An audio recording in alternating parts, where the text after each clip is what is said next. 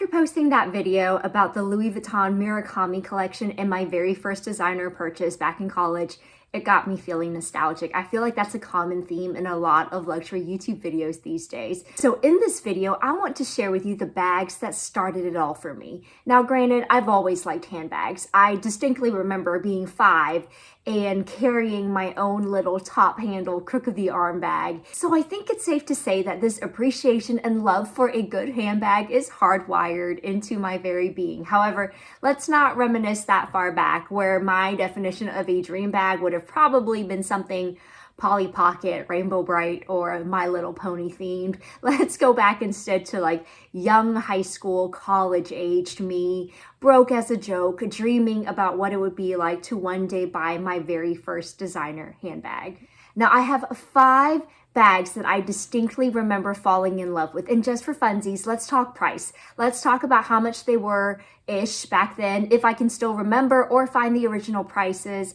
And let's talk about how much they retail for now if they are still around. Actually, that may not be as fun as I initially envisioned, but too late, we're doing it anyways.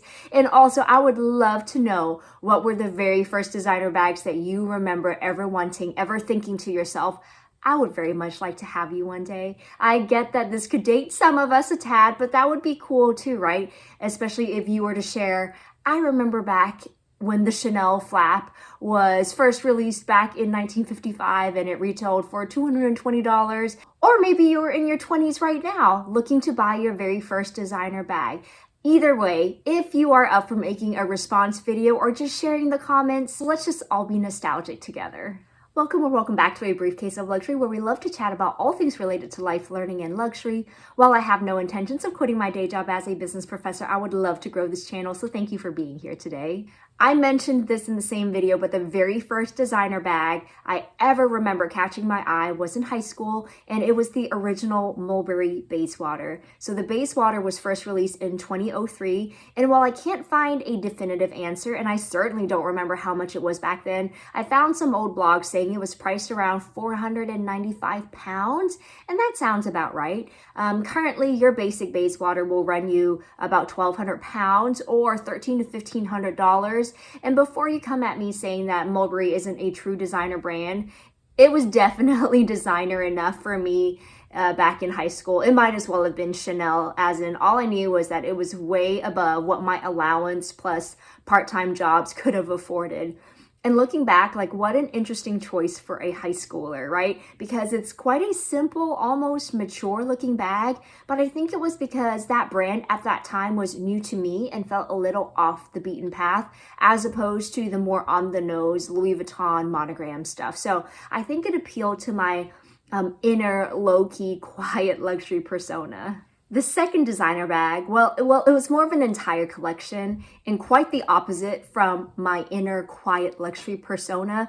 We're not going to beat this dead horse, but duh, it was the Louis Vuitton multicolor collection. Now, at the time it was first released, I don't think I was aspiring for anything in the regular Louis Vuitton monogram because it felt way too prim and proper for my taste. I get the inconsistency here because I did not feel that way about the Basewater. But when the multicolor collection came out, it truly was a breath of fresh air. The fact that it was so playful and youthful and almost childish and immature, which are all good things if that's what you were at that point in time. But clearly I was able to fulfill that fantasy because I did end up buying 2 pieces back in the day. My little Kate Moss clutch, which retailed for under $600, and a white multicolor bandeau. I can't find what the price of the bandeaus were back then, but these are what typically $200 to $300 these days. So I'm assuming it was under $100.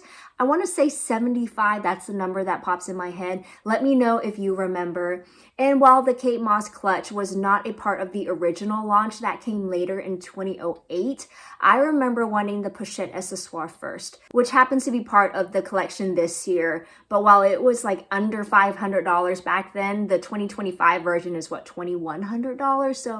So yeah, I feel like I'm getting to that age where I can say like, I remember back when gas was 90 cents a gallon. And that's just how I'm starting to feel about luxury brands in general. Along those lines, I remember being out of college and really wanting a Louis Vuitton Speedy, but no, I was too cool to want a regular monogram Speedy. I wanted a special edition one, like one in multicolor, which was, I believe, more expensive than the regular monogram. I think the regular monogram retailed for what, $500 to $600 back then. So maybe the multicolor one was a little more than that, $800-900 maybe. Someone let me know if that sounds about right. Or the other one that really caught my eye was the denim patch, which I remember being even more expensive.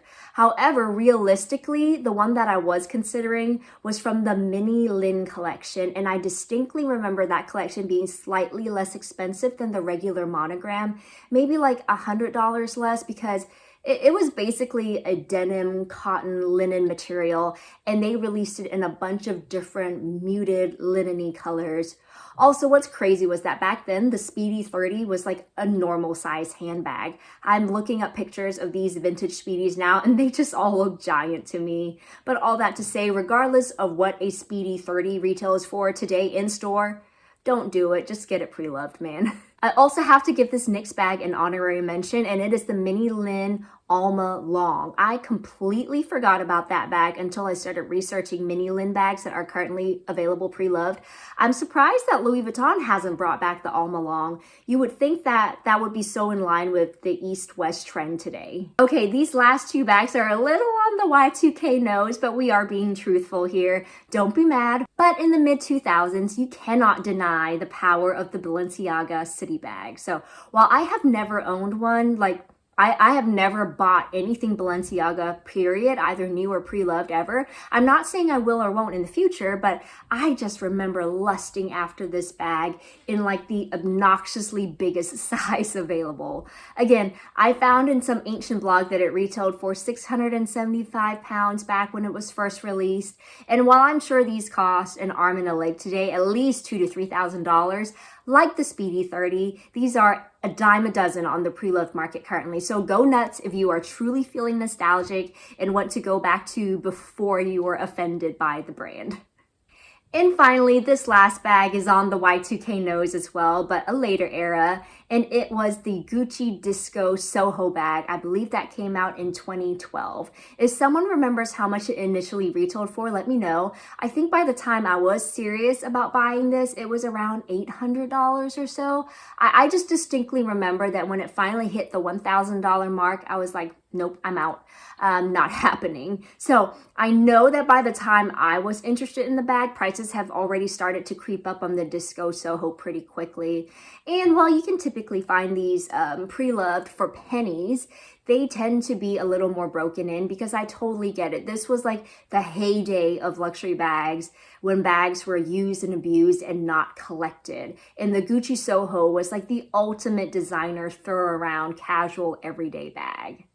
So here is the moment of truth. If I wanted to make young me's dreams come true today, I absolutely can. I can pick up all of these bags without breaking a financial sweat.